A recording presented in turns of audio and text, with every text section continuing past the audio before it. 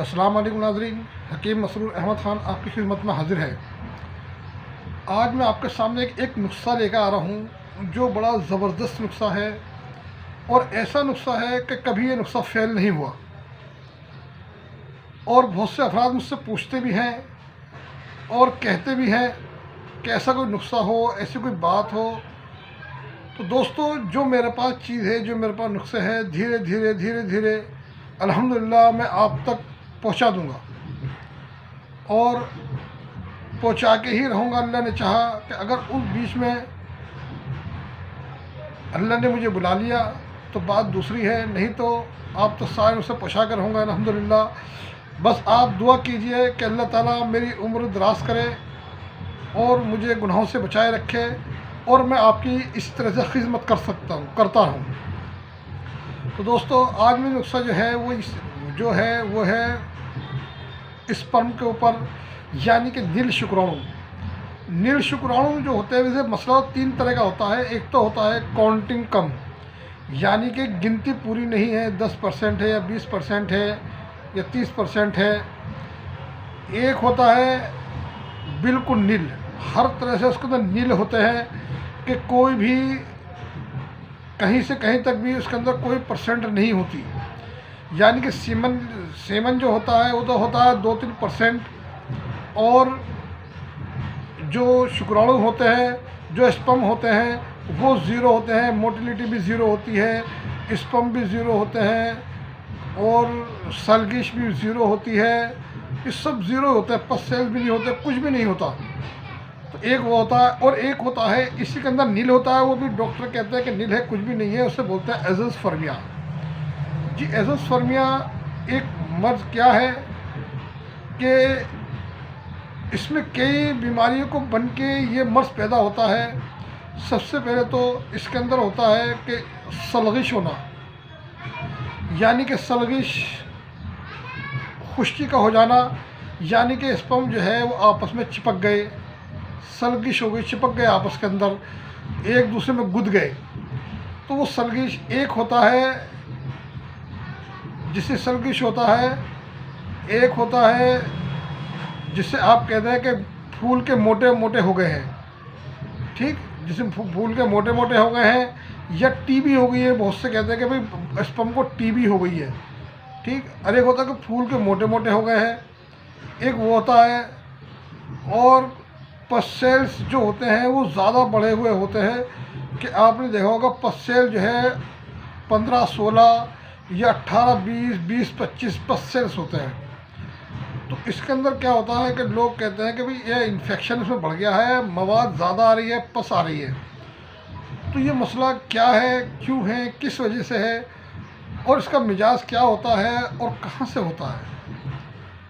तो ये इसकी वजूहत जो है वो पूरी मैं आपको अल्हम्दुलिल्लाह बताऊंगा। अगर इस वीडियो में नहीं हो सकता तो अगली वीडियो में बताऊंगा।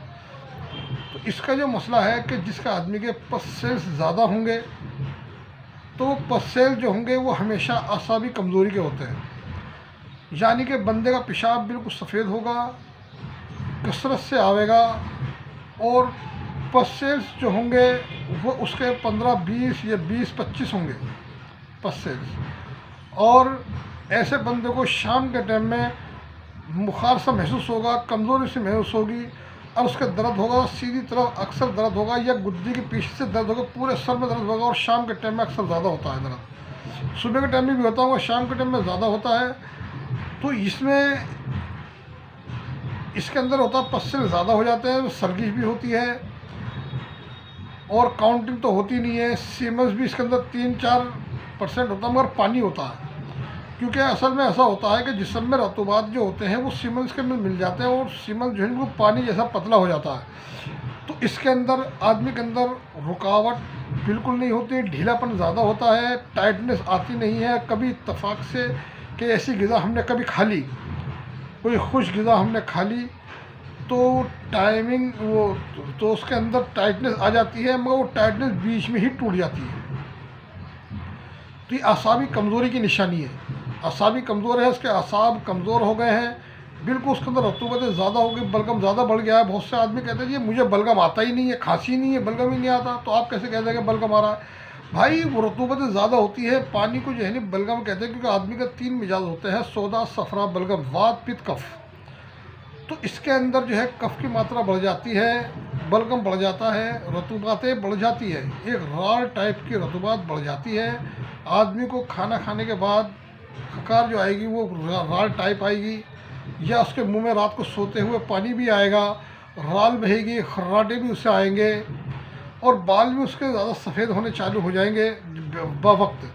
तो ये एज़ोस्पर्मिया की निशानी है जो ज़्यादातर आसाबी मसले में होता है।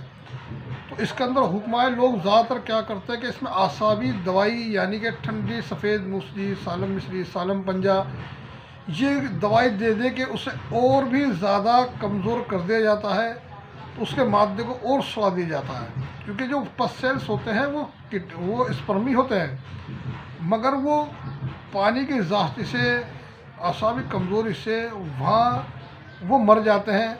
और जब वो निकलते हैं तो बेचारे ये टेस्ट वाले, इन्हें पता क्या है कि वो देखे होते कि पस सेल्स है, जबकि ये उन मरे हुए जरासीमों की लाशें होती हैं, इनकी डेड बॉडी होती है।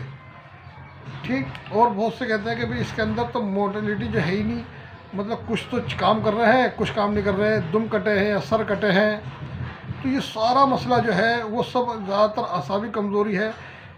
तो इसके अंदर 3 मसले होते हैं। फ़िलहाल तो मैं आपको एज़ोस्पर्मिया के बारे में बात कर रहा हूँ, आगे इंशाल्लाह अगर आप इजाज़त दें तो मैं आप उसके ऊपर वीडियो बना दूँगा कि इसमें जो है अब इसका इलाज क्या है। मैं उसका इलाज आपको बता दे रहा हूँ। इलाज थोड़ा सा लंबा भी है, महंगा भी है, और अल्हम्दुलिल्लाह जब आप पहला कोर्स 1 महीने की दवाई खाएंगे तो अल्हम्दुलिल्लाह आपको 100% रिज़ल्ट आएगा, अल्लाह ने चाहा तो।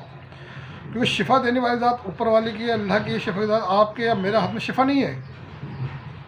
मगर ऐसा भी होता है कि जब कोई बंदा सच्ची मेहनत करता है तो उसकी जो है अल्लाह ताला इज़्ज़त रखता है।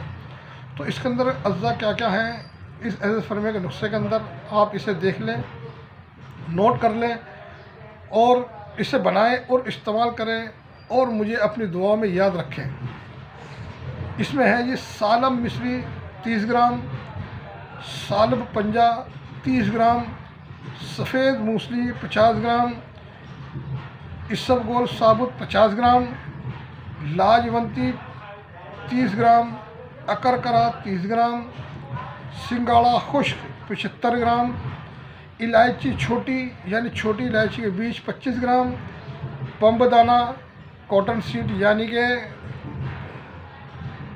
बिनोले के मगज़, मूसली सेमल 30 ग्राम, पम्बदाना 40 ग्राम है, मूसली सेमल 30 ग्राम, कीकर की फली 30 ग्राम। अगर आपको कच्ची फली मिल जाए तो बेहतर है, नहीं तो जो मिलती है आप वो इस्तेमाल कर लें। और चारों गोंद 100 ग्राम, यानी चारों गोंद 25-25 ग्राम आपको लेने, जैसे कीकरा गोंद है, गोंद कतीरा है, कमर कस है, ढाका गोंद है, ये सब 4 गोंद मिला के आपको 100 ग्राम लेने, यानी 25-25 ग्राम।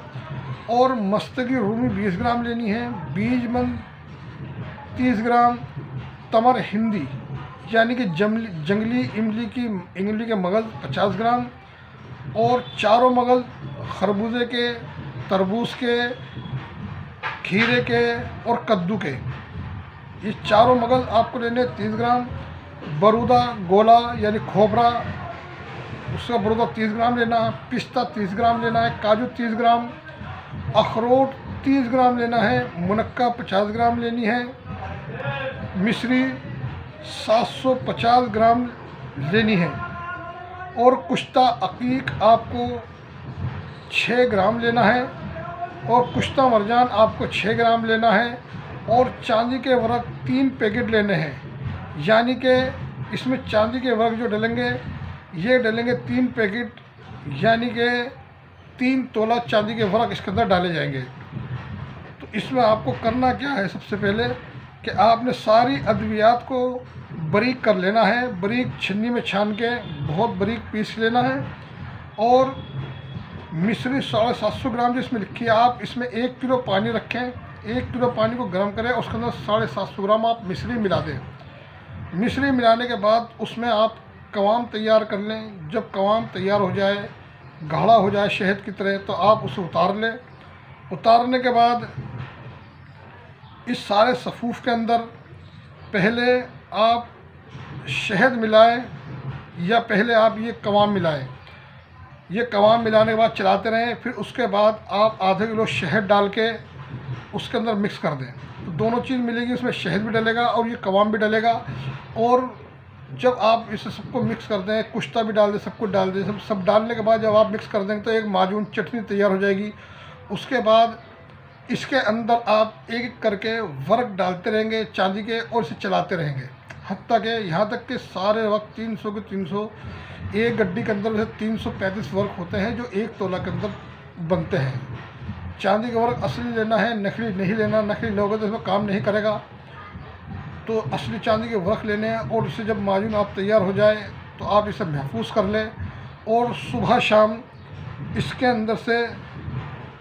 इसके अंदर आप 1 चम्मच सुबह नीम गर्म दूध से इस्तेमाल करें और 1 चम्मच शाम सोते वक्त नीम गर्म दूध से इस्तेमाल करें और 1 चम्मच दोपहर नीम गर्म दूध से इस्तेमाल करें। तो ये अल्हम्दुलिल्लाह जब आप 1 महीने खाएंगे तो जितने भी आपके पसल्स बढ़े हुए हैं, पानी बढ़ा हुआ है वहाँ पे, वो इंशाल्लाह घटने चालू हो जाएंगे। और जो थकान कमज़ोरी महसूस आपको होती है, अल्हम्दुलिल्लाह वो कमज़ोरी ख़त्म होने चालू हो जाएगी। और आप देखेंगे कि आपके